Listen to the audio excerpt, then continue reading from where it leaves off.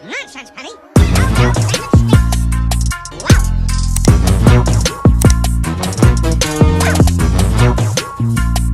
Beware of gadgets.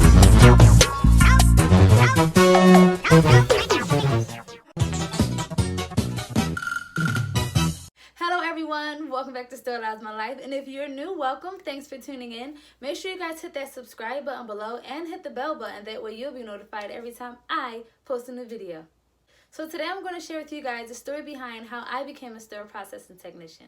In my story, I will include how I first came to learn about the field, how I prepared for my certification exam, how I got my externship, and a little bit of what I learned during my externship.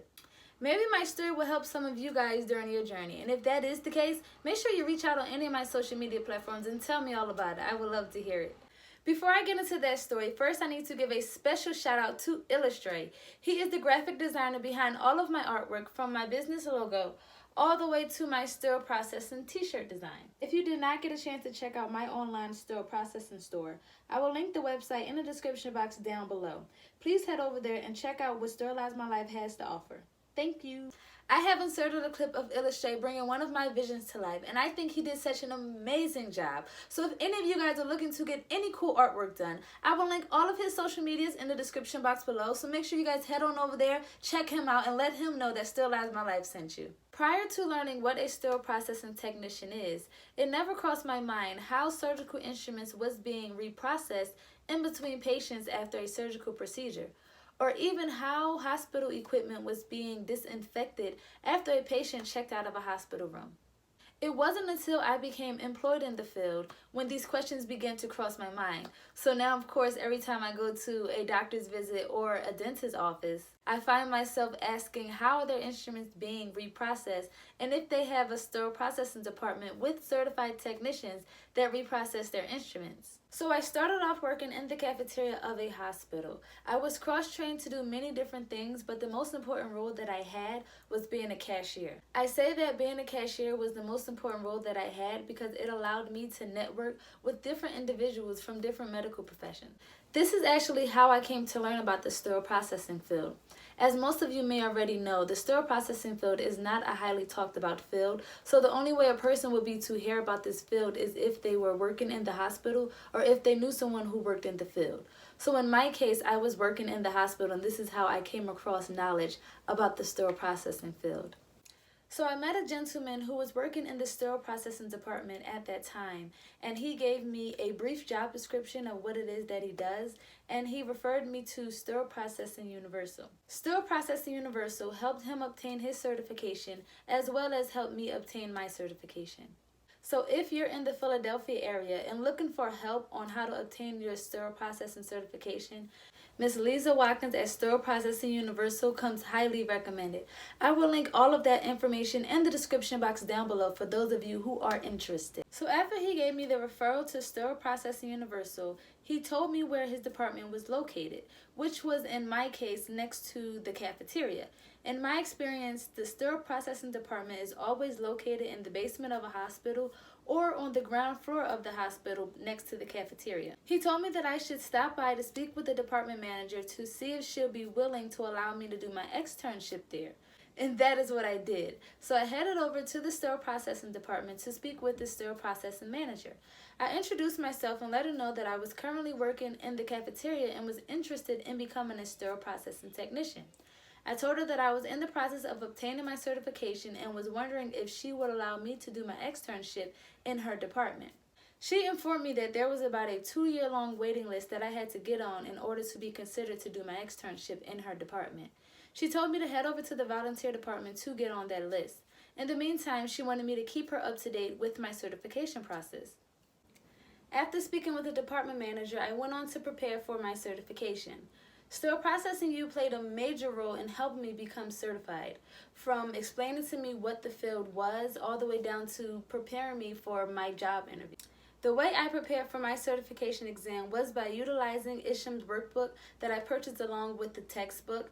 I also used a bunch of practice tests that Sterile Processing U provided to me, and I used Quizlet. One major thing that I feel as though helped me pass my test was that prior to me sitting down to take my test, I sat outside of the building for about an hour to an hour and a half, and I read question and answer of those practice tests that I received from Sterile Processing U. I feel like doing this made the information seem fresh on my mind when I set to take the test. Once I felt knowledgeable enough about the field, I submitted my payment to take the certification exam. So I headed back over to the sterile processing department at my hospital at that time to speak with the manager to see if she would reconsider allowing me to do my externship in her department. It was just my luck that the department had openings for second and third shift. In a situation like this, it is most beneficial for a sterile processing manager to allow students to complete their externship within their department. This will be the more cost-efficient route. Once the student is fully trained, they'll be able to do the same job tasks as an employed technician. So during my externship, I began by assembling general trays and learning general instrumentation, as well as practicing wrapping basin sets. Let me just say this, at one point I remember feeling very discouraged about not learning my instrumentation fast enough, I guess you can say.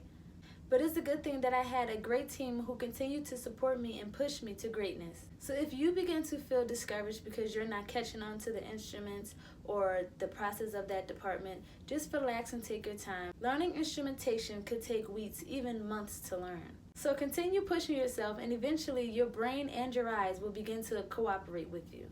So after I became fairly familiar with general instrumentation, I went on to learn other services such as laparoscopic instruments, cardiac instruments, orthopedic instruments, ophthalmology instruments, and so forth. After spending some time in prep and pack and becoming familiar with some instrumentation, I went over to learn the decontamination area.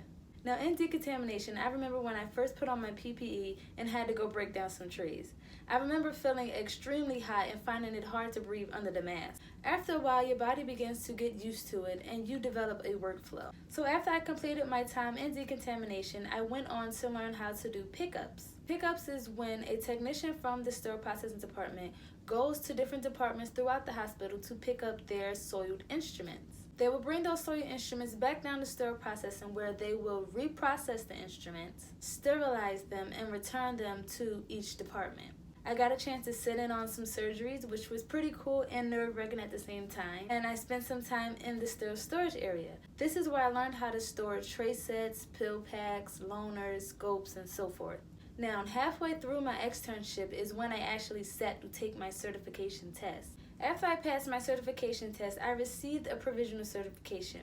Now with the provisional certification, you have up to 6 months to complete your externship in order to obtain a full certification. If you do not complete your certification within that time frame given, you will have to pay the full price to retest. Once I received my provisional certification, I headed back to the department manager to let her know that technically I am certified. Once I complete the remainder of my externship, I would receive my full certification. I let the department manager know that I was aware that the company was currently hiring and expressed my interest in one of the positions. I was already trained to do the job, and it's a lot less paperwork to do a transfer than to do a whole new hire. Now I gotta say that this department was one of the better departments that I've worked in. The only downside with that job was that I was getting paid $16 an hour. This hospital is located in the Philadelphia area, where at other hospitals, sterile processing technicians are starting off at $20 an hour and making up to $30 an hour. But for the most part, this process was an amazing learning experience for me, and I developed a strong passion for this field. So that is how I became a sterile processing technician. Make sure you guys like, subscribe, and comment below. And if you have any questions regarding the field, feel free to reach out. If you have not yet connected with me on Instagram or Facebook, make sure you join the conversation by following @SterileMyLife on Instagram and Facebook. I hope this video was very helpful to you guys, and I shall see you next time. Bye.